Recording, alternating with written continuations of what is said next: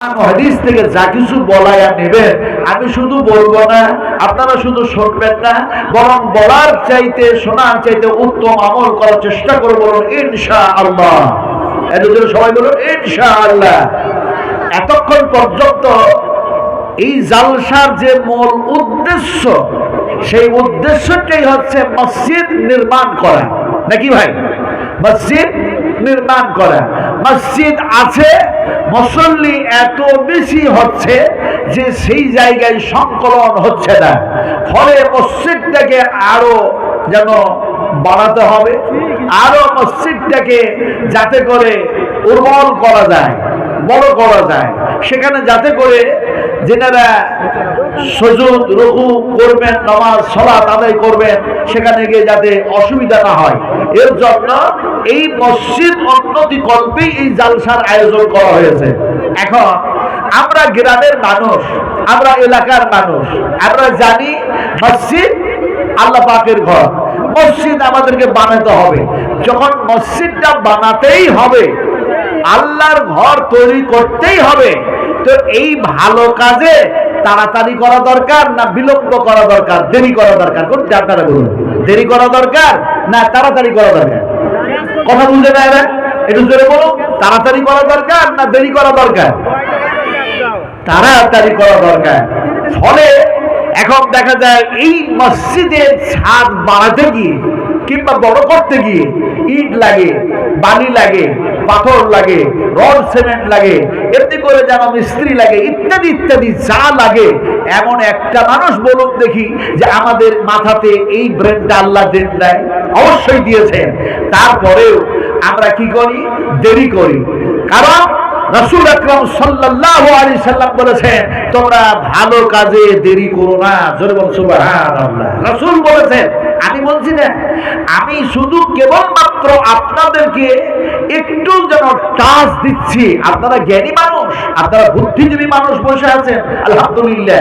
এখন দেখা যায় রাসূল আকরাম সাল্লাল্লাহু আলাইহি সাল্লাম বললেন, তোমরা দুনিয়ার কোনো কাজ করতে গিয়ে এমনটা তাড়াতাড়ি করো না যেটা শয়তানি কাজ হয়ে যাবে, তাড়াহুড়ো হয়ে যাবে। আবার রাসূল বললেন, এমন কিছু কাজ করো যে কাজগুলি হচ্ছে ভালো কাজ, সেগুলি তাড়াতাড়ি করো। কেউ জিজ্ঞেস করলেন সাহাবা একরামদের মধ্যে, ইয়া রাসূলুল্লাহ, হে আল্লাহ রাসূল, তাড়াতাড়ি যেটা করব সেই কাজগুলো কি কি? আল্লাহর হাবিব বললেন, বিশ্ব নবী মুহাম্মদ রাসূলুল্লাহ সাল্লাল্লাহু আলাইহি ওয়াসাল্লাম যেন বলেন, ভালো কাজ হচ্ছে যখন সালাতের ওয়াক্ত হয়ে যাবে, নামাজের ওয়াক্ত হয়ে যাবে, তাড়াতাড়ি নামাজ পড়ে নাও, সালাত আদায় করে নাও। যখন তোমাদের মধ্যে এমনি করে কেউ মারা যাবে, তাড়াতাড়ি করে দফন করে দাও। আবার বিশ্ব নবী বলেন, তোমাদের ছেলে মেয়ে সাবালক সাবালিকা হয়ে গেছে, নবী বললেন দেরি করো না, তাড়াতাড়ি করে বিয়ে দিয়ে দাও। এই যে রাসূল বললেন, এগুলি সব ভালো কাজ। আমার মায়েরা, আমার বোনেরা, আমার সোনাটুলোরা, আপনারা এতক্ষণ পর্যন্ত ভালো কাজ করতেছিলেন। যে মসজিদ বানাবার জন্য আপনারা অসংখ্য দান করতেছিলেন, আলহামদুলিল্লাহ। আরো করুন, আরো করুন, আরো করুন। এটা বিহার না, এটা বাংলা, ঝাড়খণ্ড। এটা হচ্ছে ঝাড়খণ্ড, একটা আলাদা রাজ্য। আলহামদুলিল্লাহ, সুবহান আলহামদুলিল্লাহ। পশ্চিম বাংলার মাটিতে 6 বিঘা জমির ওপরে মসজিদ নির্মাণ করার জন্য নেতারা উৎপাত হয়ে লেগেছে। কথা বলেন কিনা? 6 বিঘা জমির ওপরে মসজিদ নির্মাণ করবে। মুসলমানদের রাগ কোথায়?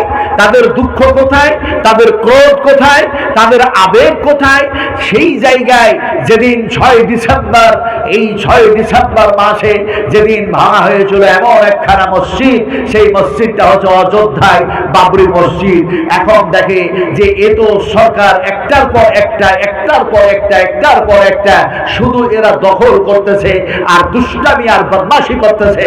ফলে দেখা যায় মুর্শিদাবাদের মাটিতে সবচেয়ে, ভারতবর্ষের মধ্যে, পশ্চিমবঙ্গের মধ্যে সবচেয়ে মুসলিম মেজরিটি, মুসলিম সংখ্যায় বেশি, সেটা হচ্ছে মুর্শিদাবাদ। মুর্শিদাবাদ। একটু জোরে বলুন আলহামদুলিল্লাহ। আর একটু জোরে বললেন না? আপনাদের কি মন খারাপ নাকি? আলহামদুলিল্লাহ একটু জোরে বলুন আলহামদুলিল্লাহ। কথা বলবো, সময় পেলে ইনশাআল্লাহ সব কথা বলবো। তো কথাটা বলতেছিলাম যে মসজিদ বানাতে হবে মসজিদ, আপনারা বানাবেন। এতক্ষণ ভালো কাজ করছিলেন, আরো ভালো কাজ করুন। এখন আমি নাজমে আলম আপনাদের সামনে যে বিষয়ে আলোচনা করতে চাইছি, সেই বিষয়টা হচ্ছে আল্লাহ এবং আল্লাহ রাসূল যা বলেছেন তার কমও করা যাবে না, তার বেশিও করা যাবে না। করা যাবে? আপনারা বলুন, করা যাবে? যদি কেউ নবীর বলার উপরে কম করে কিংবা বেশি করে দেয়, আল্লাহর যা সংবিধান আছে তার মধ্যে কম আর বেশি যদি করে দেওয়া হয়, তাহলে কিয়ামতের মাঠে হিসাব লাগবে, আমাকে আবার হিসাব দেওয়া লাগবে। জিজ্ঞেস করা হবে, ও নাজমে আলম, বলো তুমি আমার বান্দা, আমি আল্লাহ তোমাকে জ্ঞান দিয়েছিলাম, গরিমা দিয়েছিলাম, বিবেক দিয়েছিলাম, ইলম দান করেছিলাম, মানুষের সামনে, আমার বান্দা বান্দীদের সামনে, জনগণের সামনে তুমি কোন আলোচনা করেছিলে? যে আলোচনাগুলি করেছিলে সেই আলোচনাগুলি কোরআন মাফিক ছিল কি?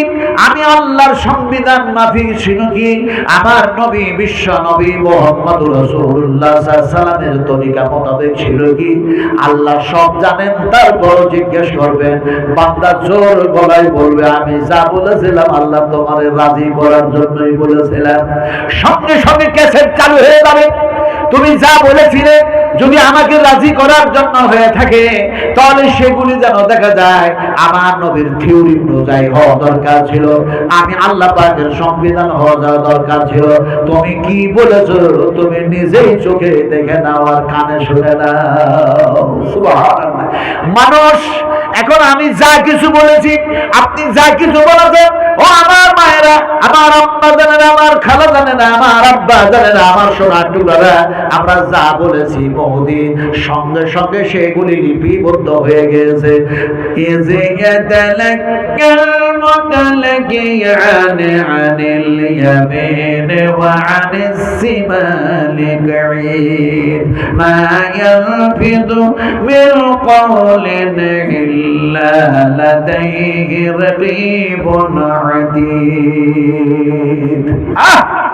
তোমার দুই ধারে দুই কান্দে দুইটা ফেরেশতা নির্ধারিত করে দেওয়া হয়েছে, নির্দিষ্ট করে দেওয়া হয়েছে।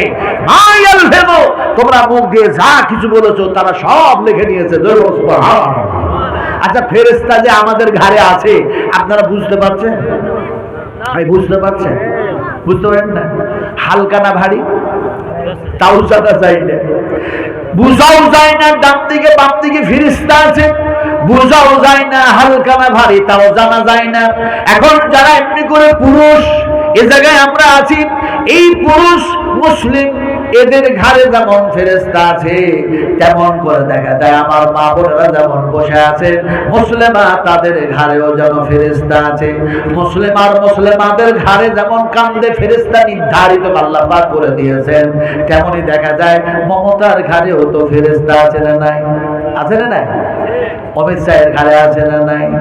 আল্লাহ পাক বলছেন, যখন তুমি কথা বলবে মেপে কথা বলো, নইলে কিয়ামতের মাঠে বড়ই ঠকা পড়তে হবে।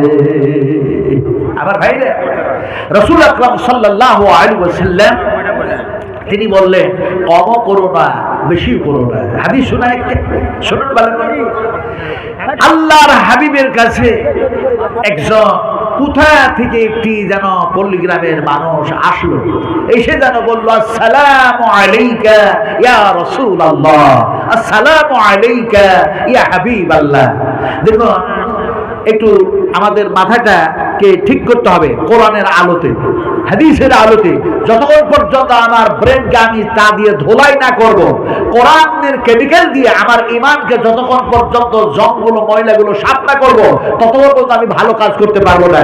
ভালো কাজ করতে হলে ভালো মানুষ হতে হয়, আর ভালো মানুষ হলে সবচেয়ে যিনি মহব্বত করেন, যিনি ভালোবাসেন, তার নাম হচ্ছে আল্লাহ। যেমন আল্লাহ পাক বলেন, ইন ওয়াল্লাহু ইউহিব্বুল মুহসিনিন, নিশ্চয়ই আমি আল্লাহ সেই সমস্ত মুমিন মুমিনা, সেই সমস্ত মানুষগুলিকে আমি আল্লাহ মহব্বত করি, ভালোবাসি, যারা মুহসিন, যারা ভালো মানুষ তার মানে তার আখলাক, তার চরিত্র, তার কৃষ্টি কালচার, তার তেহজিব, তার তামাদ্দুন, তার আখলাক সমস্ত সবকিছু ইসলাম মাফিক হয়, ইসলামিক কাঠামোতে হয়। আমি আল্লাহ নিশ্চয়ই তাকে ভালোবাসি।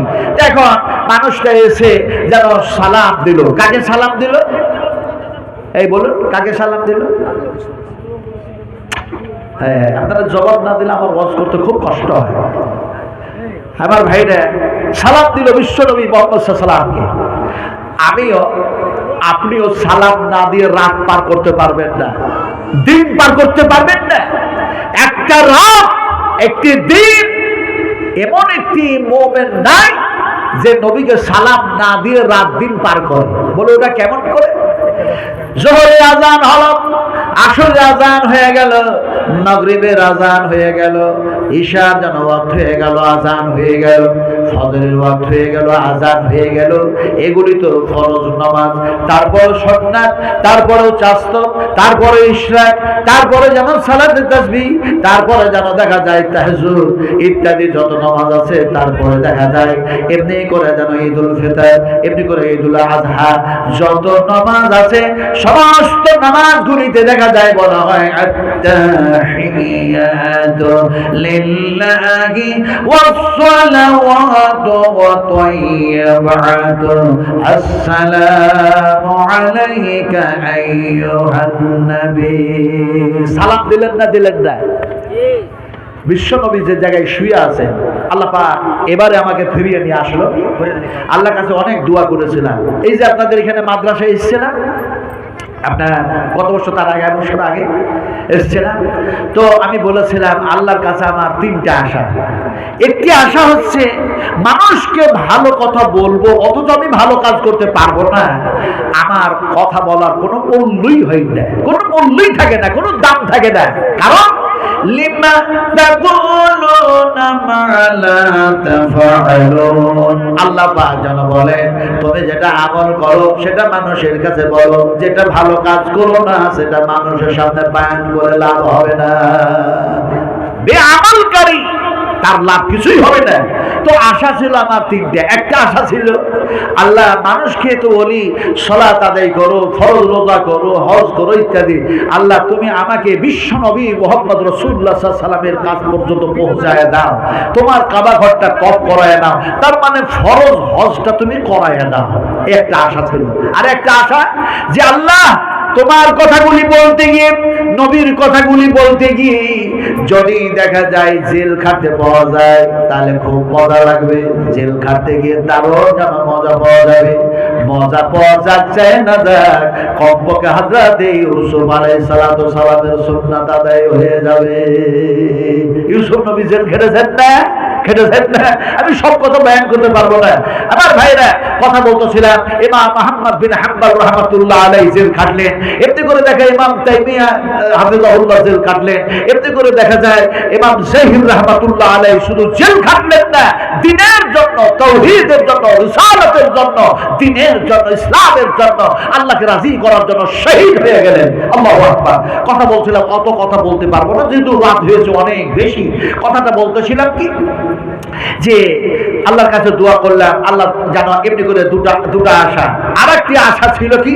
আরেকটি আশা হচ্ছে এই যে ইয়া রব, তোমার ওখানে যাওয়ার পর ইসলামের আরকান আহকাম হুকুম আছে, কিন্তু হজ করার আরকান আহকাম নিয়ম বলি পদ্ধতি যা কিছু আছে নবীর সুন্নাত মাফিক তুমি করা নেওয়ার তৌফিক দান করে দিও।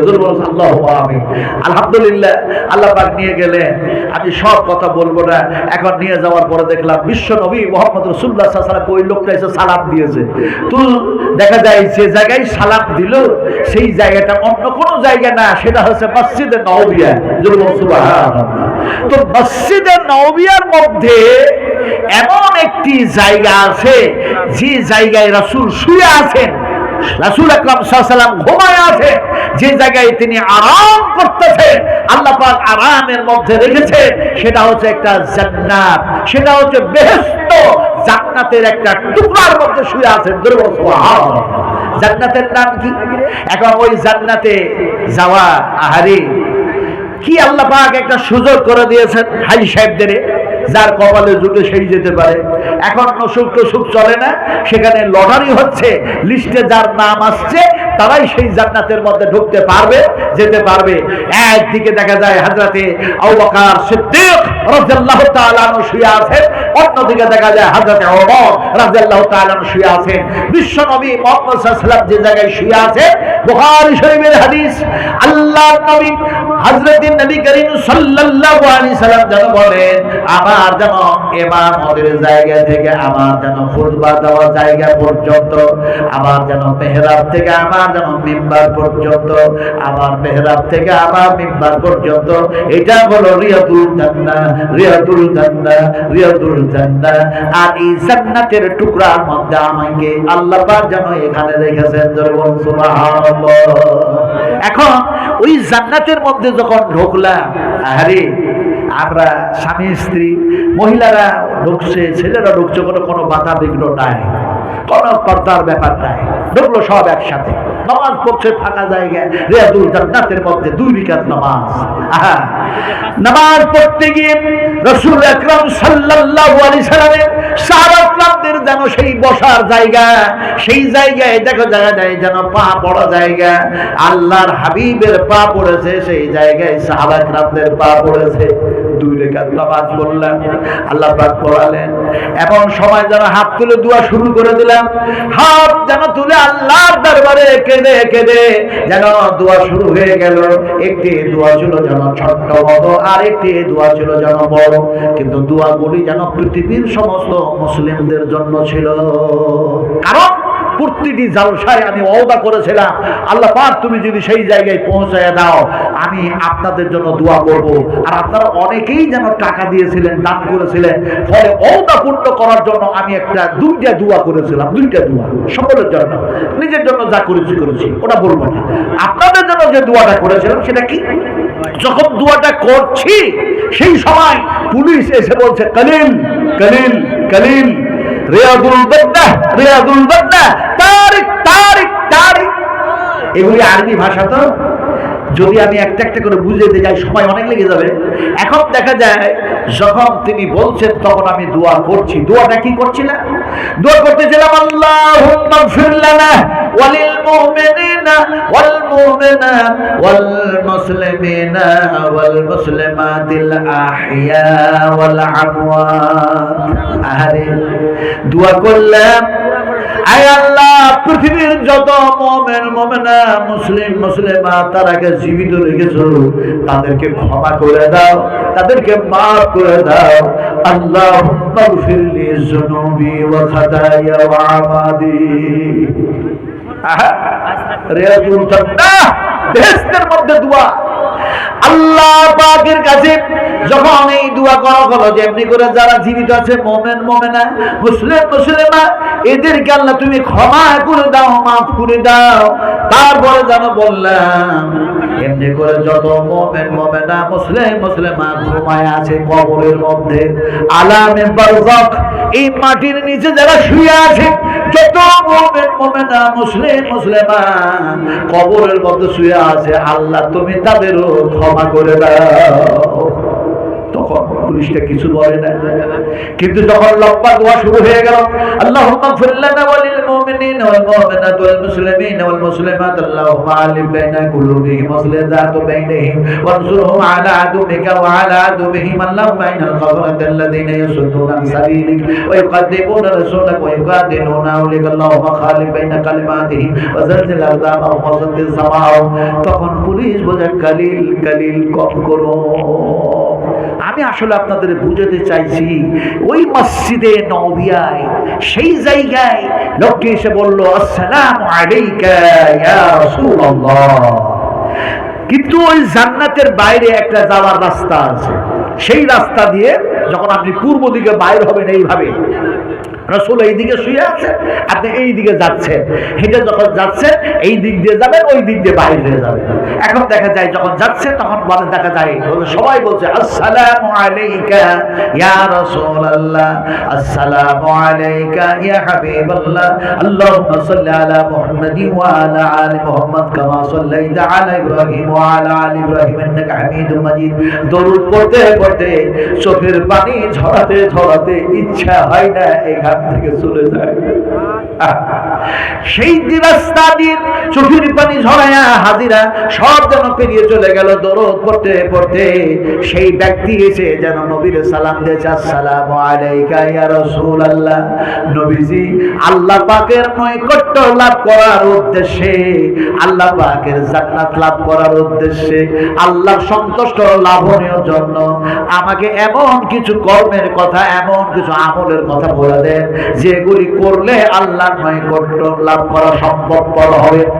আল্লাহর হাবিব কথাতেই শুনতেছেন, মানুষটি আবার যেন বলল, ইয়া রাসূলুল্লাহ, এমন কিছু বেশি বলে দিয়েন না যেটা আমি আমল করতে পারবো না, কম আর বেশি হয়ে যাবে।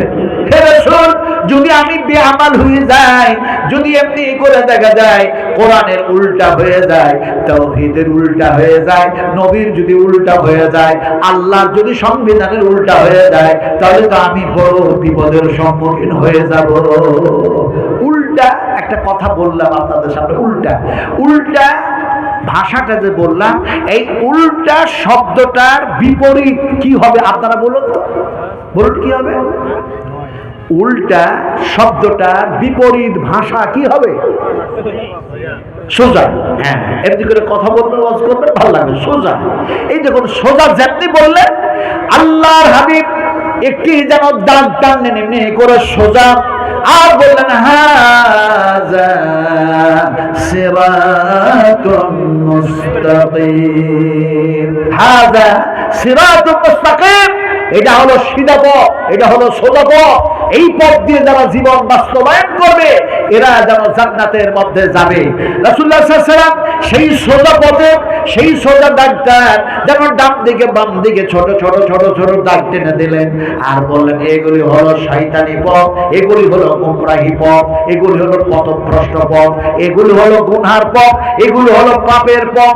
এই পথ দিয়ে যারা জীবন বাস্তবায়ন করবে তাদের গন্তব্যস্থল যেন জাহান্নাম হয়ে যাবে। এ হচ্ছে সোজা।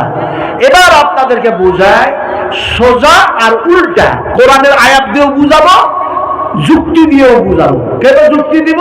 এ যুগ হচ্ছে যান্ত্রিক সভ্যতার যুগ, এ যুগ হচ্ছে সায়েন্সের যুগ, এ যুগ হচ্ছে বৈজ্ঞানিকের যুগ, এ যুগ হচ্ছে কম্পিউটারের যুগ, এ যুগ হচ্ছে মোবাইলের যুগ, এ যুগ হচ্ছে এমনি করে ঐতিহাসিকের যুগ। মানুষ শুধু শুধু কোরআন বুঝবে না, এই জন্য কোরআন বুঝতে হলে, হাদিস বুঝতে হলে তাদের সামনে এখনকার যুগ আর উপযোগী হিসাবে বক্তৃতা করতে হবে। কারণ রাসূলুল্লাহ সাল্লাল্লাহু আলাইহি ওয়াসাল্লাম বলেছে, মানুষকে বুঝাও হিকমতের সঙ্গে, হিকমতের সঙ্গে। আল্লাহ পাক কোরআনের মধ্যে সে কথা বলেছেন, সুবহানাল্লাহ। আপনাকে যুক্তি দিয়ে বুঝায়, ওইটা হলো একটা রাস্তা। ওই আপনাদের পিছন থেকে যে রাস্তা আছে এটা হলো একটা রাস্তা।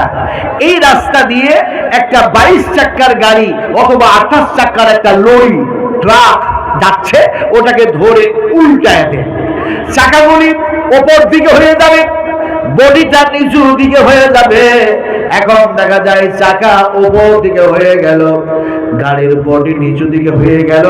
পৃথিবীর সমস্ত ড্রাইভার গুলিকে ডাকুন, ড্রাইভার গুলিকে ডেকে বলো, তোমাদের যা যোগ্যতা আছে, তোমাদের যা এক্সপেরিয়েন্স আছে, তোমাদের যা অভিজ্ঞতা আছে সব লাগায়া দাও, আর উল্টা গাড়িটাকে একটু চালায়া দেখাও। তারা চালাতে পারবে? পারবে? একটু জোরে কথা বলো। আপনারা পারবেন? আমরা পারবো? পারবো না তো? আল্লাহ পাক শুনুন, আল্লাহ পাক যেন বলেন, আল্লাহ রাব্বুল আলামিন বলেন, তোমরা যদি নবীর উল্টা চলো, তোমরা যদি আমি আল্লাহর উল্টা চলো, তাহলে এই সমস্ত বেআমাল উল্টা চলনেওয়ালা মানুষগুলিকে কিয়ামতের মাঠে আমি আল্লাহ পাক উল্টায়া দিব। তার মানে তার মুখমণ্ডলটাকে নিচু দিকে করে দেওয়া হবে, মুখের উপরে ভর দিয়ে তারাকে দাঁড় করায় দেওয়া হবে। শুধু দাঁড় করানো হবে না, আল্লাহ পাক যেন বলে এমনি করে তারাকে মুখের উপরে ভর দিয়ে দিয়ে দিয়ে যেন হাঁটিয়ে দেওয়া হবে, চালিয়ে দেওয়া হবে। আয়েশা সিদ্দিকা রাদিয়াল্লাহু তাআলা আনহা তিনি বলছেন, ইয়া রাসূলুল্লাহ, হে আল্লাহর রাসূল, আপনি যে বয়ান করছেন, আপনি যে আলোচনা করছেন, এই মানুষগুলি সারা জীবন চলল সোজা হয়ে, তারা নিজের পায়ের উপরে ভর দিয়ে চললো। এই মানুষগুলি এই কোরআনের উল্টা, নবীর উল্টা, আল্লাহর উল্টা চলার কারণে কিয়ামতের মাঠে মুখের উপরে ভর দিয়ে কি তারা হাঁটতে পারবে? তারা কি চলতে পারবে?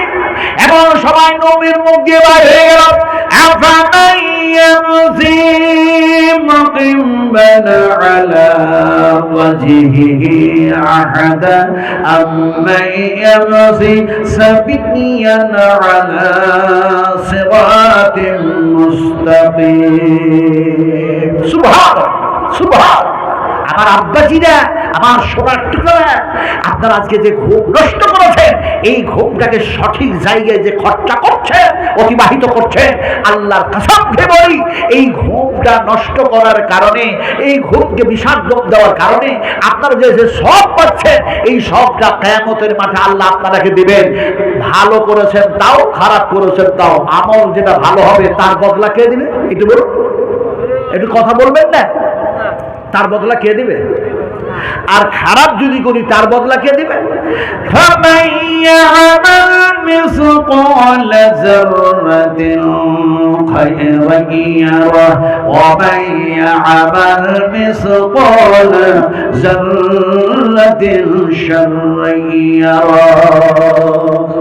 এখন দেখা যায় মানুষগুলিকে যেন মুখের উপরে ভর দিয়ে দাঁড় করিয়ে দেওয়া হয়েছে, এবার হাঁটছে, মুখের উপরে ভর দিয়ে যেন হাঁটছে।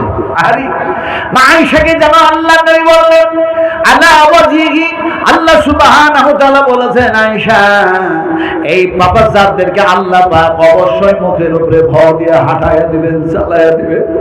জাহান্নামের মধ্যে তাদেরকে নিক্ষেপ করে দেওয়া হবে, জাহান্নামের মধ্যে পুড়ে যাবে, আর জাহান্নামের মধ্যে থেকে তারা চিৎকার করবে আর বলবে, আলু রাব্বানা আমাতনা সানাতাইন ওয়া আহইয়াতানা সানাতাইন ফাতারাফনা বিযুনুবিনা ফাহাল ইলা খুরুজিম মিন সাবিল। ক্বালু রাব্বানা, তারা বলবে, হে আমাদের প্রতিপালক, হে আমাদের রব, হে আমাদের খালিক, হে আমাদের মালিক, হে আমাদের মালিক, আমরা যে পাপের কারণে, যে গুনাহের কারণে, যে উল্টা চলার কারণে আমরা জাহান্নামের মধ্যে এসেছি, এই জাহান্নাম থেকে বাঁচার কোনো পথ আছে কিনা, জাহান্নাম থেকে চলে যাওয়ার কোনো পথ আছে কিনা? আল্লাহ সুবহানাহু ওয়া তাআলা সে সময় বলবেন, ওই কোরআনের উল্টা জন্মওয়ালারা, এই যেন পৃথিবীর মানুষেরা, তোমরা জানো কোরআনের উল্টা চলেছ, নবীর উল্টা চলেছ, যার কারণে আমার ওয়াদা তো এখান থেকে চলে যাওয়া, বাঁচিয়ে দেওয়ার ওয়াদা নাই। আমার তোমাদের সঙ্গে ওয়াদা কি আছে? হ্যাঁ, জিহি জাহান্নামুল্লাযী কুনতুম তুআদুন, তোমাদের সঙ্গে আমার ওয়াদা আছে। কোরআনের উল্টা চলেছ, হাদিসের উল্টা চলেছ, কম বেশি করেছ, এর জন্য এখানে থাকা লাগবে, এটাই তো তোমাদের সঙ্গে আমার ওয়াদা আছে। আমি আলোচনা করছিলাম, ওই লোকটা এসে বলল, ইয়া রাসূলুল্লাহ, কম যাতে না হয়, বেশি যাতে না হয়, হে রাসূল, আল্লাহর নৈকট্য লাভ করার জন্য আপনি কিছু আমাকে আমলের কথা বলে দিন। আল্লাহর হাবিব সেই সময় তারা বললেন, এই আল্লাহর বান্দা, এই আল্লাহর বান্দা, এই আল্লাহর বান্দা, এক আল্লাহর সঙ্গে শিরক করো না, এক আল্লাহর সঙ্গে শিরক করো না, এক আল্লাহর সঙ্গে শিরক করো না, ইন্নাশ শিরকা লাযুলমুন আযীম। ভাই, এ সময় আমি যে ওয়াজ শুরু করেছি, শয়তান আর থাকতে দেবেন আপনাকে? অত সহজ না। গজল গাইলে, গজল শুনলে, আল্লাহর কসমকে বলছি, এক জাররাও নাকি পাবেন না, এক জাররাও নাকি হবে না। ইমানের একটা জায়গাও ওই কেমিক্যাল দিয়ে আপনার ইমান ধুলাই হবে না। কিন্তু রাসূলুল্লাহ সাল্লাল্লাহু আলাইহি ওয়াসাল্লাম বলেছেন, কোরআন তেলাওয়াত হবে, শুনবে, তেলাওয়াতকারীও নেকি পাবে, শ্রবণকারীও তেলাওয়াতকারী সমতুল্য নেকি পেয়ে যাবে, রাসূলুল্লাহ বলেছেন। সুবহানাল্লাহ।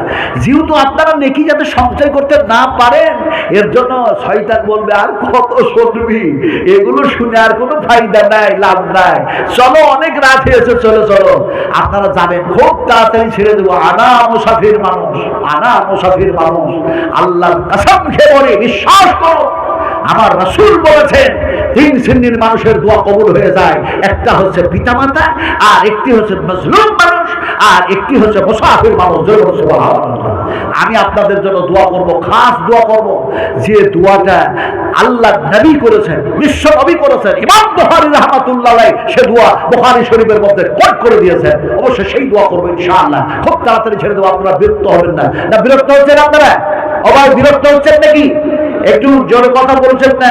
কথাটা বলতেছিলাম, শোনো, রাসূল আকরাম সাল্লাল্লাহু আলাইহি ওয়াসাল্লাম বললেন, এক আল্লাহর সঙ্গে শিরক করো না। আর বললেন ফরজ নামাজ, ফরজ যেন সিয়াম ছেড়ে দিও না, যাকাত দাও বন্ধ করো না। আল্লাহ রাসূল এই তিনটি কথা বললেন, সঙ্গে সঙ্গে দেখা যায় ওই মানুষটি যেন কসম খেতে শুরু করলো, আল্লাহ আল্লাহ আল্লাহ, ওয়াল্লাহি ওয়াল্লাহি ওয়াল্লাহি, এক আল্লাহর কসম খেয়ে বলি, এক আল্লাহর কসম খেয়ে বলি, এক আল্লাহর কসম খেয়ে বলি, ইয়া রাসূলুল্লাহ, আপনি যতটা বললেন তার কম করব না, তার বেশিও করব না। কসম খেয়ে মানুষটি চলে যাচ্ছে। বিশ্বনবী সাহাবাদেরকে বলেন, ও সাহাবীরা, ওই মানুষটার দিকে চেয়ে দেখো, যারে এমনি করে আমি বললাম আর সে কসম খেয়ে বলল তার কম করব না, তার বেশিও করব না। বিশ্বনবী মুহাম্মদ সাল্লাল্লাহু আলাইহি ওয়াসাল্লাম বললেন, লোকটা দেখে নাও, লোকটা হলো জান্নাতি। আমার ভাইরা, আমরা জান্নাতে যাওয়ার জন্যই তো মসজিদ বানাচ্ছি। এখানে যতগুলো মানুষ বসে আছেন, এক দুই করে উঠতে লেগেছে, আমি বুঝতে পেরেছি। আমি জানি রাত্রি 11টার পর আর বক্তব্য হয় না, কিন্তু এই মাদ্রাসার আদায়ের জন্য, এই মসজিদের আদায়ের জন্য আপনারা যেভাবে দানগুলো করছিলেন, আর আমার পূর্ববর্তী বক্তা বলে গেলেন শেখ, কারণ এরা অনেক জরিয়া। এরা যখন মায়ের পেটে ছিল তখন তো আমি বক্তব্য রাখছি, এনার আব্বারা আমার বক্তব্য শুনেছেন তলবা জীবনে। তো বলতেছিলাম যে আপনাদের জন্য আমি খাস দোয়া করব, ইনশাল্লাহ খাস দোয়া। এই মসজিদে, এই মসজিদ বানাবার জন্য আপনারা যত যা কিছু দিয়েছেন, আপনারা কি পারবেন? আপনারা এত এত টাকা দিলেন, পয়সা দিলেন, আমি জানি না সিমেন্ট দিয়েছে কি দেয় না, সিমেন্ট, বালি সব দিয়ে আরো লাগবে, সব দিয়েছেন। এমন একটা মানুষ বলুন যে আপনি 2 গাড়ি ইট দিয়েছেন, 3 গাড়ি দেব। আপনি 1 গাড়ি বালি দিয়েছেন, আর 1 গাড়ি দেব। আপনি 5 বস্তা সিমেন্ট দিয়েছেন, বলুন যে আর 2 বস্তা দেব। এইরকম ভাবে এখানে যতগুলো মানুষ বসে আছেন, যদি বলতেন তাহলে রাসূলের সেই দোয়াটা দিতাম। কোন দোয়াটা? আল্লাহর হাবিবের কাছে আসলো দুধ, রাসূলের কাছে আসলো খেজুর, রাসূলের কাছে আসলো দুম্বা, রাসূলের কাছে হাদিয়া আসলো যেন এমনি করে দেখা যায় আপনার এমনি করে সাগর। এখন রাসূল আকরাম সাল্লাল্লাহু আলাইহি ওয়াসাল্লাম যে দোয়া দিয়েছিলেন, একজন বয়োজ্যেষ্ঠ মহিলা, একজন বৃদ্ধা মহিলা রাসূল আকরাম সাল্লাল্লাহু আলাইহি ওয়াসাল্লামকে যেন একটা চাদর দিচ্ছেন, চাদর। লম্বা ঘটনা আছে, আমি সেই ঘটনা বয়ান করতে চাইছি না। রাসূল আকরাম সাল্লাল্লাহু আলাইহি ওয়াসাল্লাম সেই সময় দোয়াগুলি কি দোয়া দিয়েছিলেন, কি দোয়া দিয়েছিলেন, সেই দোয়াগুলি কত যেন অত্যন্ত মানুষের জন্য কল্যাণময়, কত ভালো, কত যে ভালো আপনি কল্পনা করতে পারবেন না। আমার ভাইরা, সবচেয়ে সর্বশ্রেষ্ঠ উপহার হচ্ছে বিশ্ব মানবের জন্য আমার রাসূলের কথাগুলি। বিশ্ব মানবের জন্য সর্বশ্রেষ্ঠ উপহার হচ্ছে, প্রাইজ হচ্ছে আল্লাহ সুবহানাহু ওয়া তাআলার কালাম, কোরআন থেকে যা আলোচনা হয়। কথা বলতেছিলাম যে আপনারা পারবেন ইনশাআল্লাহ। বলুন ভাই, এখানে কে দিয়েছে কিছু বলো, জি বলুন, যারা দান দিয়েছে বলো। শামসুল 3 টলি বালু দিয়েছে। 3 টলি। কই শামসুল ভাই আছেন? চলে গেছে। ভাই, কমিটির মানুষেরা যে যেখানে আছেন দয়া করে একটু এখানে আসবে। এই দেখুন, এই হাত দুটি দেখুন। আমি প্রচার করছি না, প্রচার করছি না, তবে আপনাদেরকে বলতে চাইছি এই জন্য যে আপনাদের মনের মধ্যে যাতে সেই আবেগ জাগে যে আমরাও যাতে, আল্লাহ তুমি ওখানে নিয়ে চলো, আমরাও যাতে এই কাজটা করতে পারি। এই হাত দুইখানা, এই হাত দুইখানা যখন কাবা ঘরের ওই গ্লাস, ওই কালো ঘরটার পাশে যখন ঘুরতেছিলাম, লক্ষ লক্ষ মানুষের মধ্যে থেকে কিভাবে যে আল্লাহ নিয়ে চলে গেল, কথা বুঝুন কিনে। মুলতাজামের গেট, ওকে বলা হয় হাতিম। যে জায়গায় হাত রেখে দোয়া করলে দোয়া আল্লাহ দরবারে সব কবুল হয়ে যায়। ওই যে সোনালী রঙের গেটটা দেখেন না, কালো গ্লাস আছে যে সোনালী রঙের গেট, হ্যাঁ, আপনার ওইটা দেখা যায় ওই চৌকাটের উপরে এত উঁচু, তো নিচু একটা সিঁড়ি আছে, খুব কায়দা করে হিম্মত করে চাপতে হয়। আল্লাহ পাক এই দুইটা হাত ওই জায়গায় রাখা করিয়েছেন। আপনাদেরকে আমি বিশ্বাস করুন, এই হাত দিয়ে চাইছি আল্লাহর ভয়ের জন্য। আপনারা পারবেন 1,000 টাকা অথবা 500 টাকা আমার হাতে দিতে? কোনো একজন মানুষ পারবেন? পারবেন ভাই? থাকলে দেন আমার হাতে, ইনশাআল্লাহ দেন। দেন, কে পারবেন? দেন আমার হাতে দেন। 500 টাকা দেন অথবা 1,000 টাকা দেন, ইনশাআল্লাহ। বলুন কে কি দিল তাও জানি না। আমার ভাইরা বলুন, পারবেন? মসজিদ বানাবার জন্য, আল্লাহর ঘর বানাবার জন্য দেন। যদি 500 না হয়, 1000 না হয়, 100 করে টাকা দেন, 100 করে টাকা দেন। আলহামদুলিল্লাহ। এই দেখেন, আলহামদুলিল্লাহ। আমি জানি না আসলে ভাগ্যে নসিবে না থাকলে হয় না। আল্লাহ যাকে ডাকে আর কবুল করেন তারাই সেই জায়গা পর্যন্ত পৌঁছতে পারে। আল্লাহর কসমকে বলি, বিশ্বের হালাতে এমনি করে যারা বাপের পিঠে মায়ের পেটে ছিল, তারাও যখন শুনেছিল তখন বলেছিল লব্বাইক